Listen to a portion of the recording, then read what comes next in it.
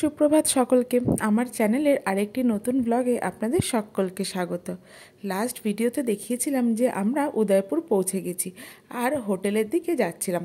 এবারে আমরা হোটেলে পৌঁছে গিয়ে স্নান টান করে ভালো করে ব্রেকফাস্ট করে নিয়েছিলাম আর তারপরে লাঞ্চ করে নিয়ে এই বিকেল 3টে নাগাদ আমরা সেজে গুজে বেরিয়ে পড়েছিলাম। এখান থেকে আমরা একটা ক্যাব নিয়েছিলাম আর আমরা যাচ্ছিলাম কর্ণিমাতা টেম্পল। প্রথম থেকে ভেবেই রেখেছিলাম যে ট্রিপটা শুরুই করব কর্ণিমাতা টেম্পলের দর্শন দিয়ে।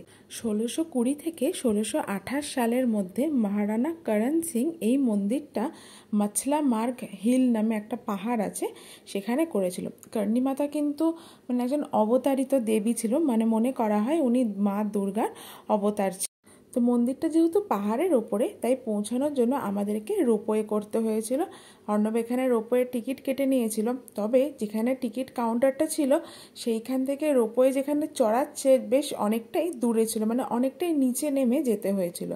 আর এই যে আমরা এখানে চলে এসেছিলাম যেখান থেকে রোপওয়েতে বসানো হচ্ছিল, এখানে একটা বড় স্ক্রিনের মধ্যে ওয়েটিং টাইম দেখাচ্ছিল যে আপনার যখন নম্বর আসবে, যে এখানে 141 দেখাচ্ছিল, আমাদের ছিল 145। তো এই নাম্বারটা যখন আসবে তখন আমরা রোপওয়েতে চেপে বসবো। আর এই যে মাম্মাম ওর বাবার কোলে চেপে রোপওয়েতে চাপবে। ফার্স্ট টাইম মাম্মা রোপওয়েতে চাপছে। আমি তো ভীষণ এক্সাইটেড ছিলাম। আমি আর অর্ণব এর আগেও ত্রিকুট পাহাড়ে রোপওয়েতে চেপেছি, ওইটা তো এর চেয়েও লং রোপওয়ে ছিল, কিন্তু মাম্মামের এটা ফার্স্ট রোপওয়ে জার্নি, তাও আবার আমাদের সাথে। আমি ভীষণ খুশি ছিলাম। তবে একটু চিন্তা ছিল যে মাম্মাম ভয় পাবে কিনা, কেননা ওরকম হ্যাঙ্গিং পজিশনে যাবে, আর যেহেতু চারিদিকে কাঁচ লাগানো হতো চারিদিকটা দেখতেই পাবে। তবে না, সত্যি কথা বলতে ও ভয় পায়নি, ও একটু অবাক হয়ে দেখছিল, আর যেহেতু আমি আর ওর বাবা প্রেজেন্ট ছিলাম তো সেইভাবে ও ভয় পায়নি। আর এই যে এখানে রোপওয়েটা এবার চলতে শুরু করে দিয়েছে। এখানে আমি একটা জিনিস দেখলাম, 3টে রোপওয়ে অলওয়েজ একসাথে যাচ্ছে একসাথে আসছে, মানে আলাদা আলাদা কিন্তু রোপওয়ের কেবিনগুলো চলছে না। আমি জানি না কেন, বাট এটা আমি প্রথমবার এরকম দেখলাম যে 3টে রোপওয়ের কেবিন একই সাথে যাচ্ছে আবার একই সাথে ফেরত আসছে। যাই হোক, এবার এই মন্দিরটার হিস্ট্রি সম্বন্ধে একটু বলে দিই। আগে কিন্তু এই মন্দিরটা ওই যে সাইডে দেখালাম না সাদা রঙের ওই সিঁড়িটা দিয়ে সবাই চড়তো যখন আগেকার দিনে, কিন্তু এখন এই সিঁড়িটাকে অ্যাবান্ডন করে দেওয়া হয়েছে, কেন ওটা প্রায় ভগ্ন প্রায় হয়ে গেছে। এখন এই রোপওয়েতে করেই যাওয়া হয়। তবে এই কর্ণিমাতা উনি 158 বছর বেঁচে ছিলেন, তারপরে উনি জ্যোতির্লিঙ্গতে পরিবর্তিত হয়ে যান। উনার বংশধররা এখনও আছে, এখন ওনাদের 14তম বংশধর, মানে 14তম জেনারেশন এখন ওনাদের চলছে। আর এই মন্দিরটা বিশেষত স্থাপন করা হয়েছিল মেওয়ার যে শহরটা ছিল সেই শহরটাকে সুরক্ষিত করার জন্য, কারণ মনে করা হতো যে ওনার মন্দির যেখানে থাকবে সেই শহরটি ভীষণভাবে সুরক্ষিত থাকবে আর কি। আর এখানে দেখছি মাম্মাম রোপওয়েতে চড়ে ভীষণ খুশি হয়েছে। ও যে কি বুঝছে আমি সত্যি জানি না, কিন্তু ও কিন্তু একটুও ভয় পায়নি, ভীষণ খুশি ছিল। আর রোপওয়েতে যখন আমরা চড়ছিলাম তখন আশপাশের ভিউ দেখে আমরা তো জাস্ট মেসমারাইজ। উদয়পুরে যারা শেখাওয়াত বংশ আছে তাদের কুলদেবী হচ্ছে এই কর্ণিমাতা। আর সবথেকে অদ্ভুত ব্যাপার হচ্ছে এই কর্ণিমাতার যে মন্দির আছে এখানে প্রায় 20,000-এরও বেশি ইঁদুর আছে, আর সেই ইঁদুরগুলো নাকি সবই সাদা রঙের। মনে করা হয় যারা খুবই সৌভাগ্যবান হয় তারা নাকি এই ইঁদুরের দর্শন করতে পারে, আর অনেকেই এই ইঁদুরকে খাওয়ায় নিজেদের সৌভাগ্য নিজেদের সমৃদ্ধি এইসবের জন্য। যদিও সত্যি কথা বলতে আমরা কিন্তু কোনো ইঁদুরের দর্শন পাইনি, বোধহয় মন্দিরটা আন্ডার একটুখানি কনস্ট্রাকশানে ছিল, মানে একটু মেরামত করা হচ্ছিল, সেই জন্য বোধহয় ইঁদুরের দর্শন আমরা পাইনি। যাই হোক, এবার আমরা ওই রোপওয়ে থেকে নেমে গেছিলাম আর মামা মোর বাবার কোলে চড়ে যাচ্ছিল। মন্দিরের ভেতরে উঠে, মানে মন্দিরের সিঁড়ির স্টেপগুলো দিয়ে উঠে এই যে ভিউটা দেখতে পেয়েছি, সত্যি এই ভিউটা দেখে বুঝতে পারছি যে কেন উদয়পুরকে রাজস্থানের কাশ্মীর বলা হয়। আর এবারে আমরা মন্দিরের মধ্যে প্রবেশ করছিলাম। মন্দিরের ভেতরটা ঢুকলেই আপনারা বুঝতে পারবেন যে মন্দিরটা না একটু মেরামত করা হচ্ছিল, আসলে অনেক বছরের পুরনো মন্দির। আর এই হচ্ছে কর্ণিমাতা। এখানে মাম্মামকে নামে আমরা পুজোও দিয়েছিলাম কর্ণিমাতা টেম্পলে। গরম সেভাবে না থাকলেও রোদের তেজ থাকার জন্য মাম্মাম একটু টায়ার্ড হয়ে গেছিলো, তাই আমরা মন্দিরে যে চাতালটা ছিল ওখানে বসে একটু রেস্ট নিচ্ছিলাম। আর মন্দিরের চাতালটা থেকে এইটা ছিল উদয়পুরের একটা পোর্শনের ভিউ। মানে এখানে শুধু লেকস আর পাহাড়গুলো দেখা যাচ্ছিল। আর এইটা ছিল অপর দিকের ভিউ, যেখানে কিনা উদয়পুর সিটিটা পুরো দেখা যাচ্ছিল। তো উদয়পুর সিটিটা দেখলে বোঝা যাবে যে ম্যাক্সিমাম বাড়ি হচ্ছে এখানে সাদা রঙের। তো যেন এখানে হোয়াইট সিটিও বলা হয় অনেক সময় উদয়পুরকে। এখানে ম্যাক্সিমাম যে বাড়ি, প্যালেস, এভরিথিং সবই হোয়াইট কালারের বানানো হয়েছিল। আর এটা ছিল সেই লেক পাহাড়ের ভিউটা। এবার আমাদের ফেরার পালা। তো ফেরার সময়তে এই বড় চাকাটা দেখে আমি ভীষণ অবাক হয়ে গেছিলাম যে এই চাকাটার মাধ্যমেই রোপওয়েটা ঘুরে ঘুরে আর কি নিচে নামছে, ওপরে উঠছে। তো অর্ণব বলল নিচে নামার আগে চলো আমরা একটু কিছু খাওয়া দাওয়া করে নিই। তার কারণ হচ্ছে কর্ণীমাতা টেম্পলে মানে এই মন্দির দর্শনের পরে আমরা আবার অন্য আর একটা জায়গায় যাব। তাই জন্য আমরা এইখানে ভেতরেই একটা খুব সুন্দর রেস্টুরেন্ট ছিল, সেখানে আমরা খেতে চলে এসেছিলাম। তবে মানে উদয়পুরে আমি একটা জিনিস পুরো ট্রিপটা নোটিস করেছি, এখানে কিন্তু ননভেজ খাবার পাওয়া একটু দুষ্কর ব্যাপার। মানে ভেজ খাবার এখানে যতটা অ্যাভেলেবেল, ননভেজ খাবারের জন্য অনেকটা ট্রাভেল করতে হয়, একটু মানে একটু হাসেল আছে আর কি ননভেজ খাবারের। তো আমরা ওই জন্য ভেজ থালি একটা অর্ডার করেছিলাম, আর মাম্মামকে ওর বাবা টেবিলের ওপর বসিয়ে দিয়েছিল। আর ও বিভিন্ন স্টাফদেরকে এদিক ওদিক ঘুরে ঘুরে দেখছিল। ইতিমধ্যে খাবারও এসে গেছিলো। এইখানে না আমি দেখেছি থালিতে রুটিটা যতটা দেয়, ভাত খুবই অল্প দেয়, খুবই অল্প দেয়, মানে পোষায় না ওইটুখানি ভাত খেয়ে। তো এইটা ছিল রেস্টুরেন্ট থেকে ভিউটা, মানে রেস্টুরেন্টের সামনে একটা খুব সুন্দর জায়গা করা ছিল। আর এবারে আমরা নিচে নেমে যাচ্ছিলাম রোপওয়েতে করে, মাম্মাম ঘুমিয়ে পড়েছিল। আর সত্যি কথা বলতে নিচে নামার সময় তো যেন মনে হচ্ছিলো যে ভিউটা আরও ভালো লাগছে, তার কারণ হচ্ছে সূর্যটা আস্তে আস্তে ঢলে যাচ্ছিল পশ্চিম দিকে। তো ওই জন্য বোধহয় ভিউটা আরও সুন্দর লাগছিল। আর সত্যি কথা বলতে সূর্যের আলো জলটার ওপর পড়ে, জলটা মানে লেকের জলটা যখন চিকচিক করছে না, মানে অসাধারণ সুন্দর দেখতে লাগছে। প্রথম দিন মানে আমাদের ট্রিপের প্রথম দিনই এত সুন্দর একটা ভিউ দেখে ভীষণ খুশি হয়েছিলাম আমি। অ্যাকচুয়ালি দিল্লি থেকে যখন জার্নি স্টার্ট করেছিলাম একটু ভয় ছিল যে কি জানি কীরকম গরম হবে, কেন রাজস্থান মানে আমরা জানি গরম, কিন্তু ভগবানের আশীর্বাদে গরম একদমই ছিল না। আর এইদিকে আমরা নামার সময়তে এই যে সিঁড়িটা দেখছিলাম, এই সিঁড়িটা দিয়েই নাকি আগে মন্দিরটায় যে চাপা হতো। আর এবারে আমরা রোপওয়ে থেকে নেমে গেছিলাম, মাম্মাম একদম ঘুমে কাদা হয়ে গেছিলো, কিন্তু রোপওয়ে থেকে নামতেই ও দেখছে আবার ঘুম থেকে উঠে গেছে। কর্ণীমাতা টেম্পল দর্শন করার পরে আমরা গেছিলাম ওয়্যাক্স মিউজিয়ামটাতে। যদিও এই ওয়্যাক্স মিউজিয়ামটা আমাদের খুব একটা ভালো লাগেনি, মানে এইখানে আমাদের উদয়পুরেরই একজন অটোওয়ালা একটু ফ্রড করে দিয়েছিল। সে আমাদেরকে মানে এমনভাবে বুঝিয়েছিল যে না জানি কীরকম কী হবে, কিন্তু সত্যি কথা বলতে ওয়্যাক্স মিউজিয়ামটা এমন কিচ্ছু আহামরি ছিল না, উল্টে টিকিটের দামও ছিল এখানে প্রচুর। মানে পরে ওই ওয়্যাক্স মিউজিয়ামটাতে যাওয়ার পরে আমরা বুঝতে পারি অটোওয়ালাটা আমাদের ফ্রড করছে। আর তারপর থেকে সত্যি কথা বলতে আমরা আর কোনো এরকম ভাড়া করা কোনো গাড়ি আমরা নিইনি। আমরা নিজেরা ক্যাব বুক করেছি, নিজেরা অটো বুক করেছি, ওলা অটো, উবের অটো। তাতে আমাদের মনে হয়েছে আমাদের অনেক সাশ্রয়ও হয়েছে, আর আমরা কারোর কাছে ফ্রডও হয়নি, মানে ঠকেও যায়নি। তো এই অটোওয়ালাটা আমাদেরকে ফ্রড করে এখানটাতে নিয়ে গেছিলো। যাই হোক, এই আমরা এটা দেখেছিলাম, এটা মহারানা প্রতাপের ওয়্যাক্সের মূর্তি, তারপরে আরও বিভিন্ন রকম সেলিব্রিটিদের ওয়্যাক্সের মূর্তি ছিল এখানটাতে। যাই হোক, এই জায়গাটাতে ঘোরার পরে আমরা গেছিলাম গুলাববাগ, উদয়পুরের আর একটা মেইন অ্যাট্রাকশন। এই গুলাববাগটা কিন্তু হচ্ছে রাজস্থানের সবথেকে বড় গার্ডেন। মহারাজা সজ্জন সিং তার সজ্জন প্যালেসের কাছে 1850 সালে এই বাগানটা তৈরি করেছিল। তো নামটা শুনে বুঝতেই পারছেন এই বাগানটা তৈরি করা হয়েছিল গোলাপ আর যে বিভিন্ন এক্সপেন্সিভ অর্কিডস হয় সেগুলো চাষ করার জন্য। আর এই যে ট্রেনটা দেখাচ্ছি আপনাদেরকে, এখন কিন্তু মানে এটা শুধু বাগ নয়, একটা অ্যামিউজমেন্ট পার্ক টাইপেরও বানিয়ে দেওয়া হয়েছে। এই ট্রেনটা, এটা টয় ট্রেন, তাও আবার কাঠের তৈরি। এটাতে করে পুরো একদম ঘোরা যায় আর কি পুরো পার্কটাতে। আর এই টয় ট্রেনটায় চাপার জন্য আলাদা করে আমাদের টিকিট কাটতে হয়েছিল। অবশ্য এই পার্কটার মধ্যে এখন হয়তো গোলাপ চাষ হয়, অর্কিডেরও চাষ হয়, কিন্তু তার সাথে কিছু ছোট ছোট চিড়িয়াখানাও করা আছে। চিড়িয়াখানাগুলো নাকি রাজাদের আমলেও ছিল, এই হরিণ, তারপরে রাজাদের আমলে নাকি আবার লেপার্ডও ছিল, হাতি, এই সমস্ত কিছু পশু পাখি এখানে রাখা আছে। আর সত্যি কথা বলতে টয় ট্রেনটা চেপে বেশ মজাও লাগছিল, কেননা সাইডে এরকম রাস্তা, মাঝখান দিয়ে এরকম রেল লাইন দিয়ে যাচ্ছিল। আর যেহেতু পার্কটা অনেক বড় আর অনেক বড় বড় গাছ আছে, তো যেতেও ভীষণ ভালো লাগছিল এটার মধ্যে দিয়ে। আর আশপাশের ভিউটাও অনেক সুন্দর ছিল। আর সত্যি কথা বলতে মাম্মাম কিন্তু এই টয় ট্রেনের জার্নিটা ভীষণভাবে এনজয় করছিল। তবে কিছুক্ষণ বাদে ও ঘুমিয়েও পড়েছিল, একটু টায়ার্ড হয়ে গেছিলো। আমরা আসলে কন্টিনিউয়াসলি জায়গাগুলো ঘুরে যাচ্ছিলাম তাই জন্য। আর আমাদের ঘোরারও অন্যতম একটা কারণ ছিল, যেহেতু মানে গরমটা আস্তে আস্তে কমছিল আর সূর্যও ডুবে যাওয়ার উপক্রম হচ্ছিল, আর আমাদের আবার প্ল্যানিং ছিল যে আমরা লেক পিচোলা থেকে সানসেট দেখব, তাই জন্য আমরা আরও বেশি করে এই জায়গাগুলোতে ঘুরে নিচ্ছিলাম।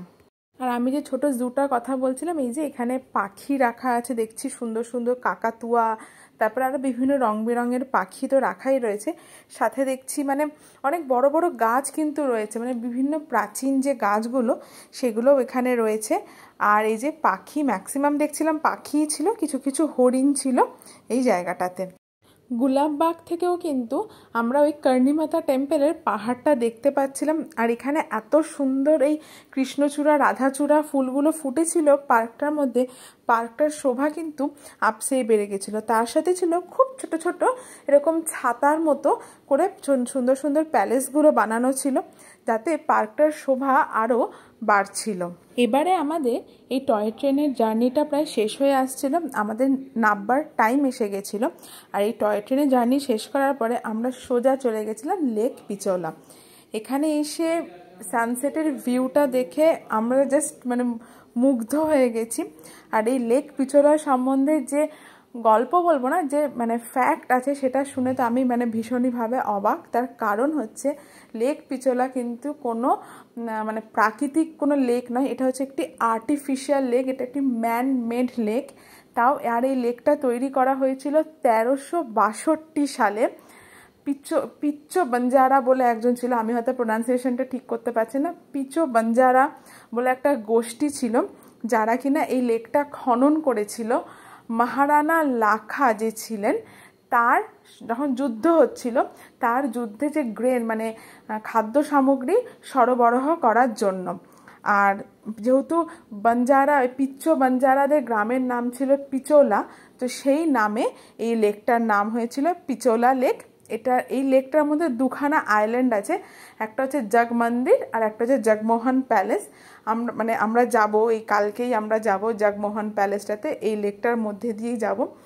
পরবর্তীকালে মহারানা উদয় সিং এই লেক পিচোলার এত সুন্দর সানসেট ভিউটা দেখে এই লেক পিচোলার ধারেই নিজের নামে উদয়পুর সিটিটা স্থাপন করেন আর সিটি প্যালেস স্থাপন করেন। মহারানা উদয় সিং ছিলেন কিন্তু মহারানা প্রতাপের বাবা।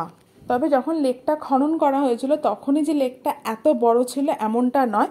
পরবর্তীকালে মহারানা উদয় সিং যখন লেকটার ধারে নিজের শহরটা স্থাপন করেন, তিনি কিন্তু এই লেকটার অনেক সংস্করণ করিয়েছিলেন এবং পরবর্তীকালে এটা যেহেতু ফ্রেশ ওয়াটার লেক, এর লেকের জলটা পানীয় জল হিসেবে উদয়পুরের সিটিতে পুরোপুরিভাবে সরবরাহ করা হতো। তো ওয়াটার বেবি ঘুম হয়ে গেছে না ও বন্ধু বুড়ি, আমার বন্ধু বাচ্চা।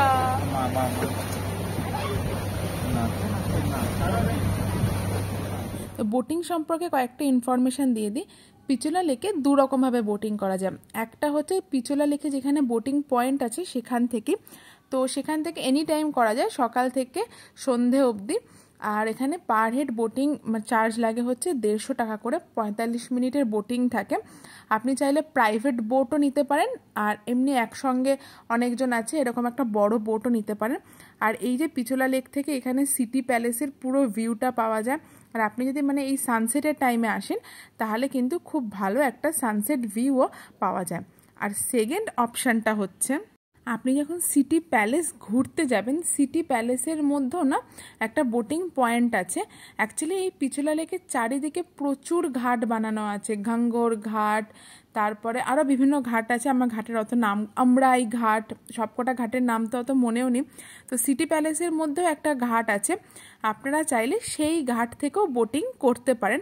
আর বোটিং করে তখন আপনার জগমোহন প্যালেস যেতে পারবেন। এই নর্মাল পিচোলা লেক থেকে যখন আপনি বোটিং পয়েন্টে উঠবেন তখন কিন্তু আপনি জগমোহন প্যালেস যেতে পারবেন না, একমাত্র সিটি প্যালেসের বোটিং পয়েন্ট থেকে বোটিং করলেই জগমোহন প্যালেস যাওয়া যাবে। আমরা দুরকম বোটিংই করেছিলাম। তবে দুটো রকমের বোটিংয়ের এক্সপিরিয়েন্স একদমই ডিফারেন্ট। কালকে আমরা যখন সিটি প্যালেস যাব তখন নিশ্চয়ই আপনাদের সাথে জগমোহন প্যালেসে কিভাবে যেতে হবে সেইটাও শেয়ার করব। আর এখন আপাতত আমরা পিচোলা লেক থেকে সানসেটের একটা সুন্দর ভিউ এনজয় করছিলাম। এই লেকটায় বোটিং করতে করতে যেটা সব থেকে বেশি আমাদের আনন্দের দিয়েছে সেইটা হচ্ছে, এইটা ছিল মাম্মামের ফার্স্ট বোটিং। মাম্মামকে নিয়ে আমরা ফার্স্ট এরকম কোনো বোটে চড়ে এরকমভাবে বোটিং করছিলাম। আগে তো আমরা অনেক বোটিং করেছি, মাইসোরে থাকাকালীন, উটিতে যাওয়াকালীন, মানে প্রচুর বোটিং করেছি, কিন্তু মাম্মামকে নিয়ে যে এইভাবে বোটিং করছিলাম, সত্যি কথা বলতে আমি যেন আমার স্বপ্নটাকে এখানে বাঁচছিলাম। আর এইদিকে পাহাড়ের ওপরে, তারপরে প্যালেসের ওপরে সূর্যর আলোটা পড়ে পুরো একদম সোনার মতো চকচক করছিল, যেন মনে হচ্ছিলো সিটি প্যালেসটা একদম সোনা দিয়ে তৈরি করা। আর পাহাড়গুলোর যেহেতু একটু গরমকাল, গাছগুলো যেহেতু আর নেই, একটু রুক্ষ হয়ে গেছে, তাই জন্য মনে হচ্ছিলো পাহাড়টাও সোনার তৈরি। আর এইটা ছিল জগমোহন প্যালেস, এটার বাইরে দিয়ে জাস্ট ঘুরিয়ে নিয়ে যাচ্ছিল। আর এইদিকে দূরে সানসেট দেখতে দেখতে আমরা আমাদের পিচোলা লেকের ওপর ভ্রমণটা এখানেই শেষ করলাম। পিচোলা লেক ভ্রমণের পরে আমরা চলে যাব জগদীশ টেম্পল।